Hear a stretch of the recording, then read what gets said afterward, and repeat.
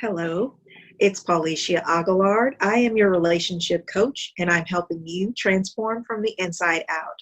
Today, I have the privilege of interviewing Dr. Arlinda Ellison, and I'm going to give you just a little background information about her. Dr. Arlinda Ellison is a public health leader with 20 years of experience in the areas of public health education and community-engaged research. She is a holistic health coach, trainer, researcher, facilitator, and conference presenter. Arlinda has co-authored several manuscripts and a book chapter that focus on HIV prevention, community-based participatory research, and community academic partnerships in a rural Eastern North Carolina community. Arlinda serves as a senior consultant with Community Campus Partnerships for Health and has membership and board affiliation with various professional organizations. Arlinda holds a BS in biology from Elizabeth City State University and MS in human sciences, health promotion, and human services from North Carolina Central University, and a doctorate of health sciences, leadership, and organizational behavior from A&T Still University. She currently serves as the Director of Community Health, Outreach, and Policy, and is the Chief Public Information Officer at a mid-sized local health department in Central North Carolina. I present to you Dr. Arlinda Ellison. So welcome, welcome, welcome. I am so excited to be collaborating with another powerhouse, another wonderful, and she's actually an essential worker, and she'll tell us a little bit about that today, Miss Arlinda Ellison. And I just want to welcome you. And we're going to talk today just a little bit about, this breakthrough that we've been talking about. So all week I've been collaborating with different women talking about the Breakthrough 2.0.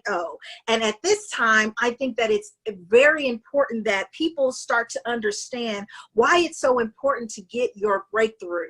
And so Miss Arlinda, can you please just talk to us about what it is that you do, and let's get it started.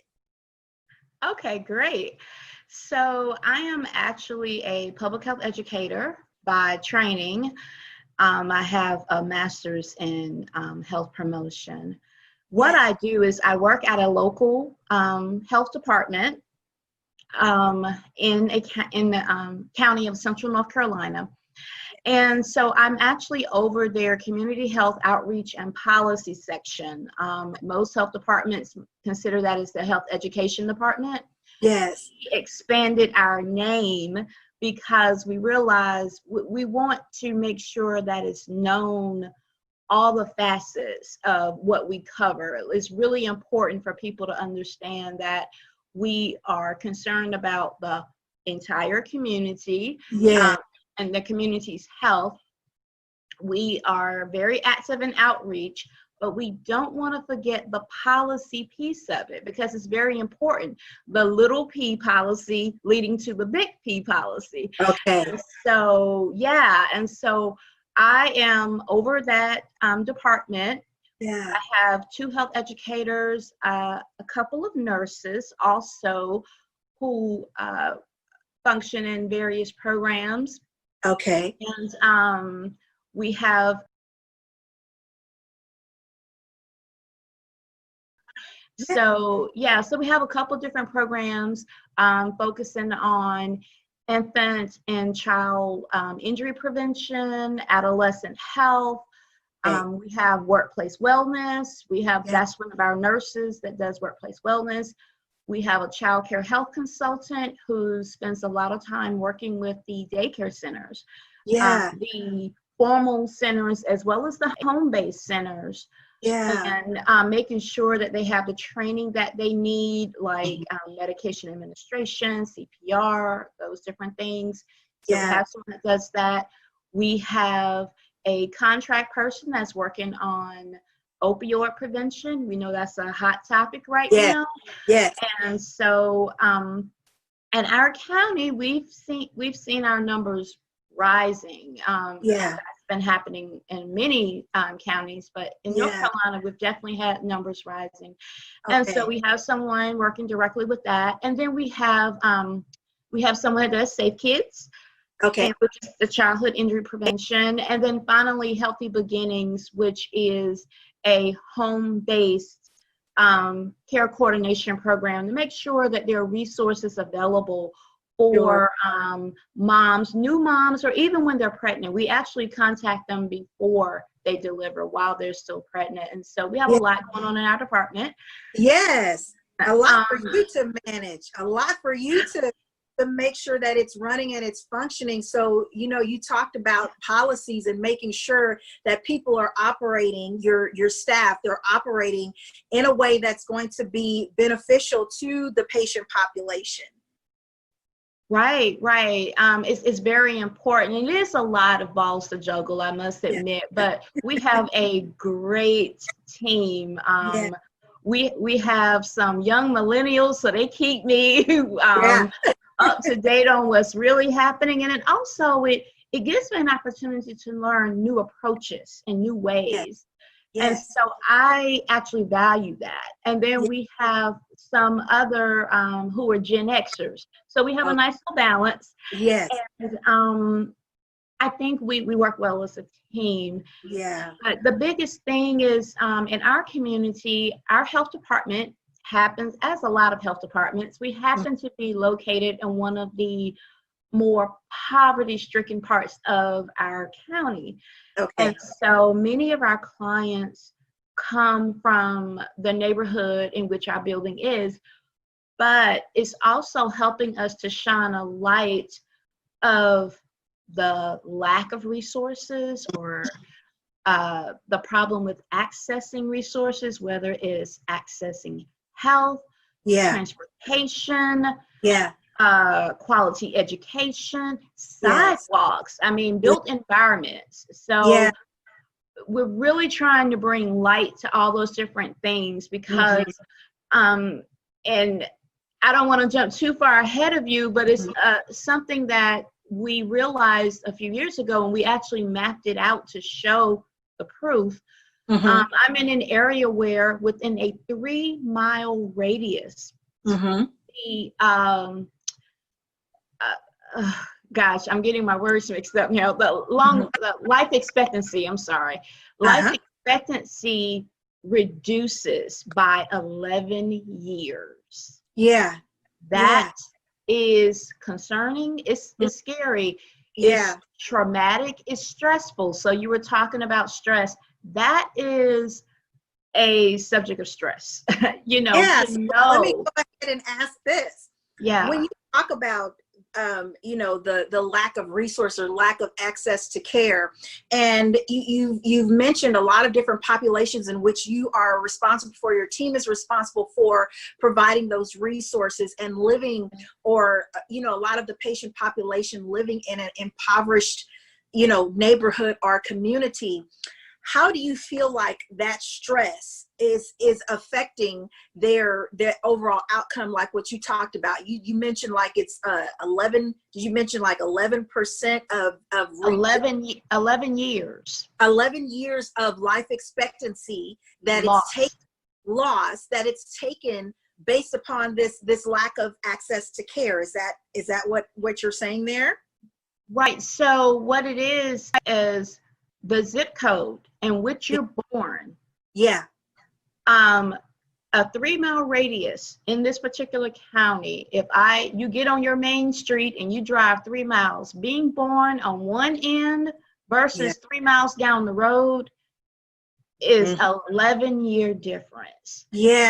So that is stressful, and it is it does bring stress to the community, because the community is like, well, wait a minute, why don't we have a grocery store over here? Why don't we have a farmer's market? Though through a lot of work, we've been able, and collaborations. I will say there is a lot of great collaboration that happens. And we were able to implement a farmer's market in one of those neighborhoods. In one of our lower income neighborhoods. But but they are like, okay, so hey, I can't get to the doctor, or you're upset when I'm late for my appointment, but I had to walk. Yes. So transportation is an issue, and this is an area I think people take a lot of things for granted. So we Yeah.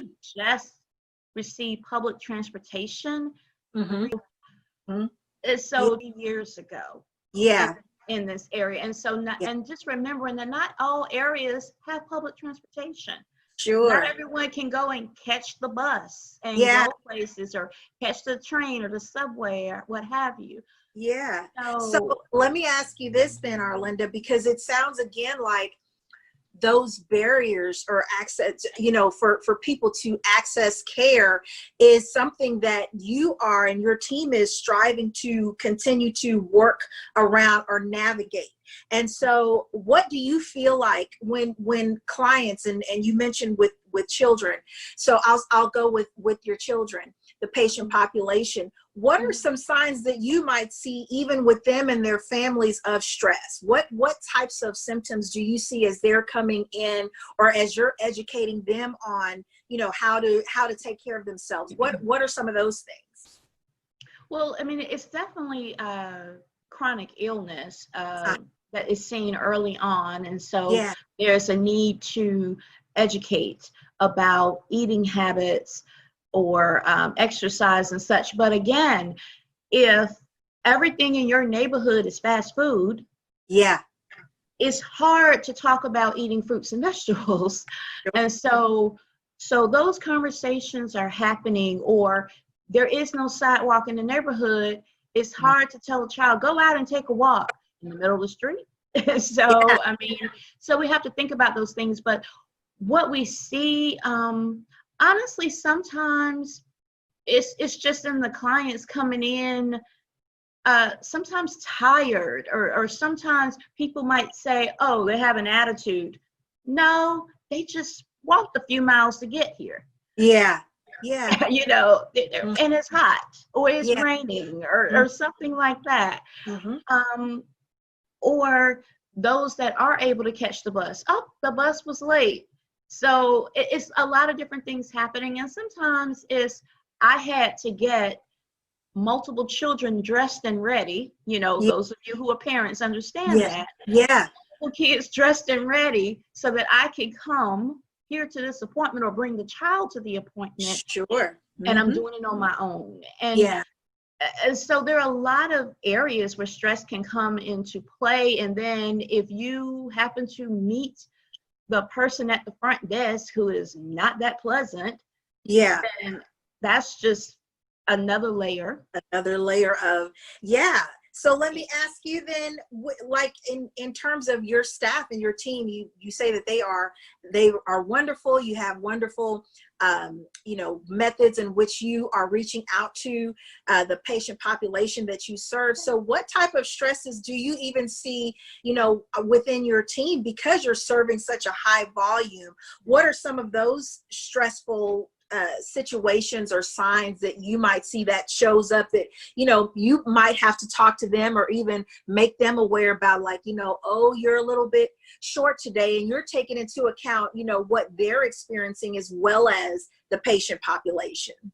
Right. I mean, and I will say, my team is not perfect, but Yeah. we all have our days. But sometimes one of the biggest things is probably overwhelmness. It can get overwhelming. We start seeing that secondary trauma, because when you Yes. are dealing with clients, and you it's very easy to get kind of into their story, to fall into their story. And so Yes. that secondary trauma, and you want to help everybody, you can't, so that burnout comes into play. Yes. And so even with myself, I just trying to balance being over a team, knowing that you have multiple people, which means you have multiple personalities. Sure. So just trying to keep everything balanced, trying to make sure that we're serving the population. Yeah. And then, of course, I have someone that I answer to. And so just trying to keep all of those things in a balance, it can be overwhelming even for myself. And I had a period of where I had to learn how to handle my own stress. Yes. to find ways to just step away.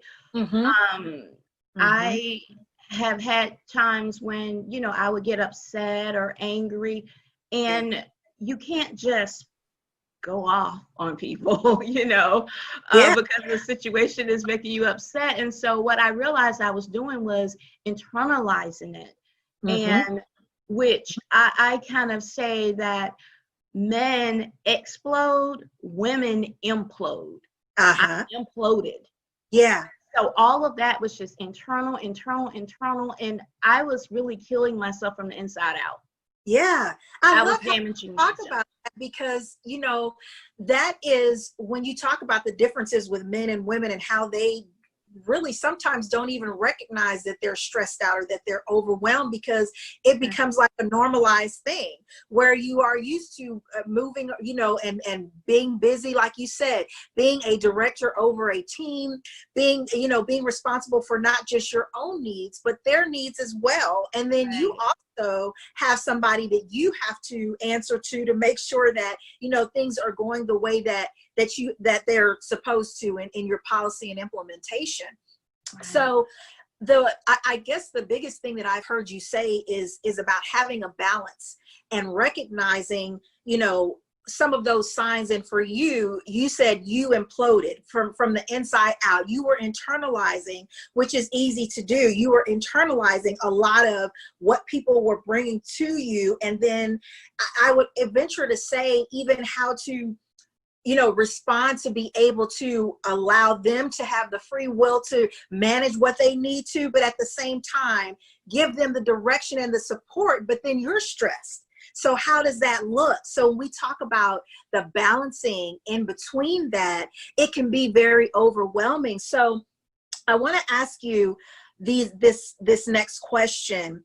How do you feel like the things that you've talked about, which is the roadblocks of being overwhelmed, being irritable, having that balance, how do you feel like that then affects your quality of life? Well, I think for me, it's two words: life happens. And life happens to me, life is happening to my team at the same time. Yes. And for me, I'm also a caregiver. So I have an elderly parent. So I have that big piece of life happening on top of my job and leading my team. Yeah. And so my team members have some of those same things happening. They have kids, they have parents, they have things going on in their lives.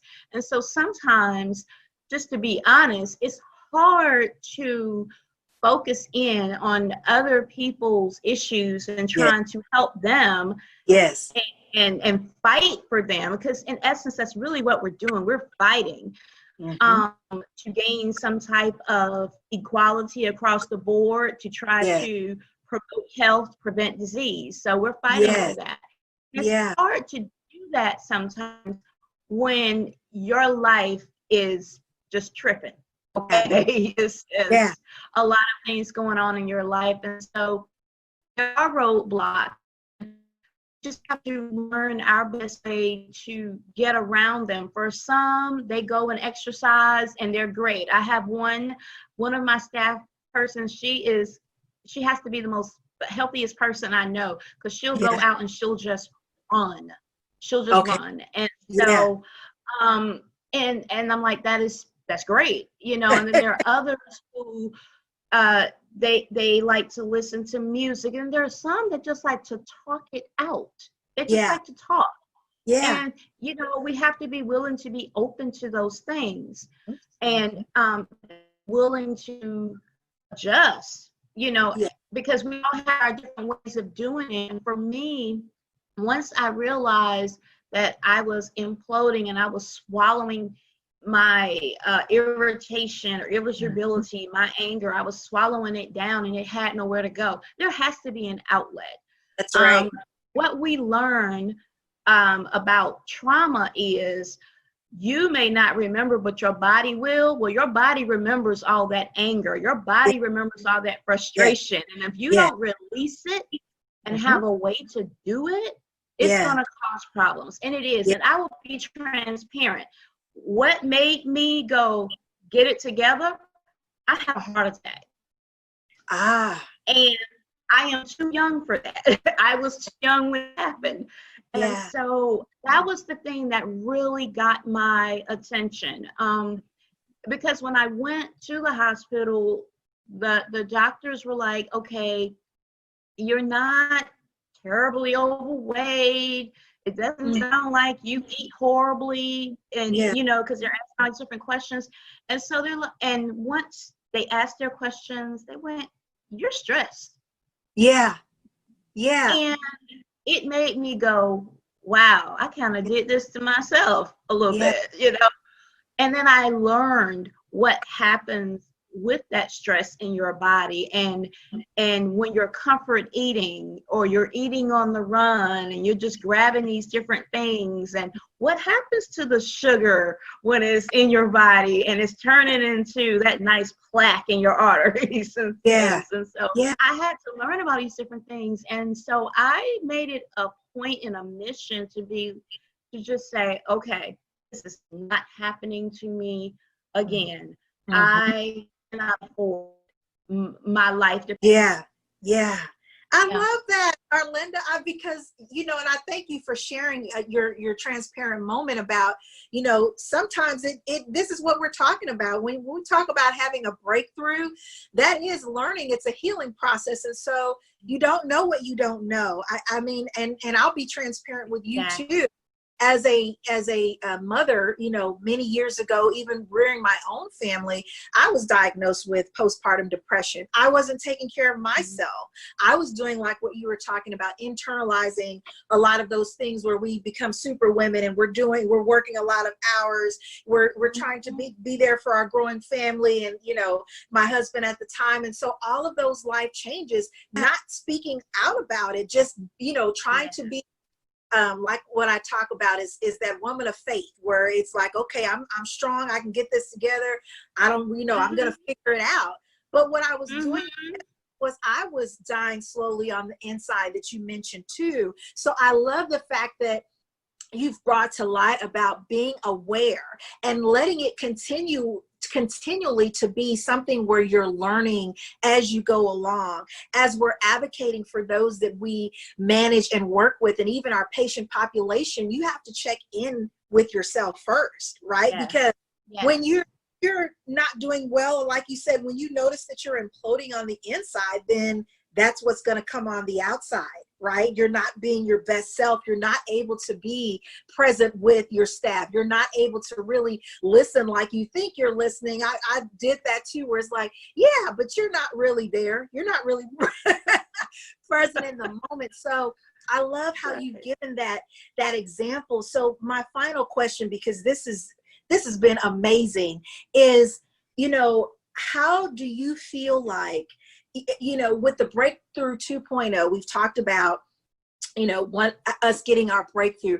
If you were to have a program as what I've mentioned, Breakthrough 2.0, where you're getting that constant support and that constant feedback, would you recommend a program such as this? Oh gosh, yes. Yes. It's important. It is so important. And then for some of us, we just need to be made aware, and we can go and we can run with it. And then there are others that need to be guided. And then there's some of us that might need to be dragged kicking and screaming, but but it needs to happen. Right now with the Breakthrough 2.0, we're trying to bring to light some of those patterns of behavior that's not so good, that will definitely and can lead to, like you said, your body can only take so much and it's going to come out. And sometimes when you're not dealing with those stressors, it comes out in the way that you don't want to. The prime example that you gave of somebody going off on a patient, or to what you said, not even realizing all of the stress that you were carrying that then led to having a heart attack.